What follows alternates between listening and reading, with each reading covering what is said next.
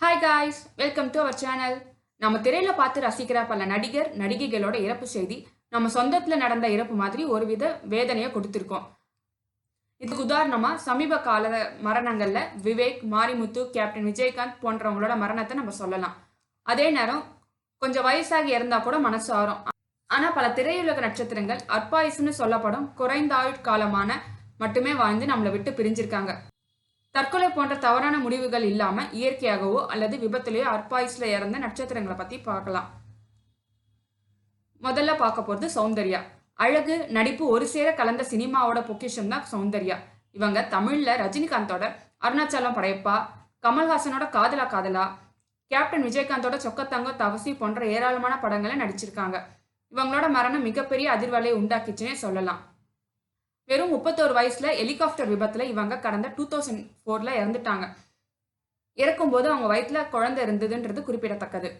அடுத்ததா நம்ம பார்க்க போறது கலாபவன் மணி. நடிப்பு அரக்கன்னு புகழ்பட்ட கலாபவன் மணி தமிழ்ல ஜெமினி, குத்து, எந்திரன், மழை, பாபநாசம் போன்ற பல சூப்பர் ஹிட் படங்கள்ல தன்னோட யூனிக்கான வில்லத்தனத்தை காட்டியிருப்பாரு. இவர் கடந்த 2016ல 45 வயசுல இறந்துட்டாரு. அதீத மது பழக்கமே அவர் மரணத்துக்கு காரணமாக அமைஞ்சது.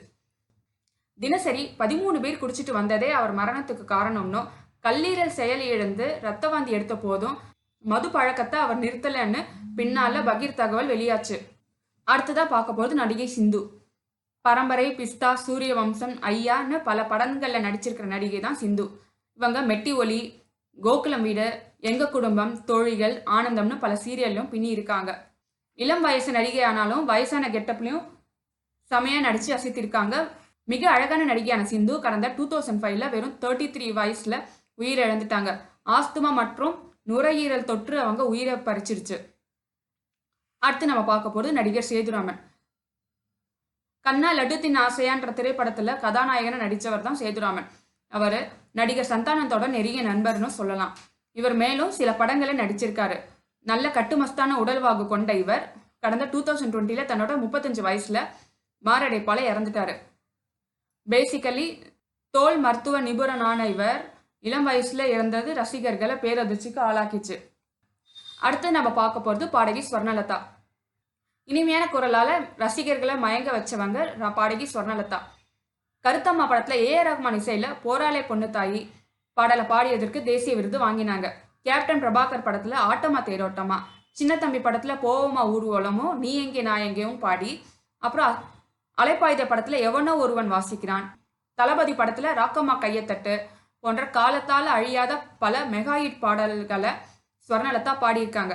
MSV, இளையராஜா, AR ரஹ்மான், மணி சர்மா, தேவா, வித்யாசாகர்னு பல இசை ஜாம்பவன்களால இசையில காலத்தால் அழியாத பாடல்களை பாடின ஸ்வர்ணலதா தன்னோட 37 வயசுல கடந்த 2010ல நம்மளை விட்டு போயிருக்காங்க.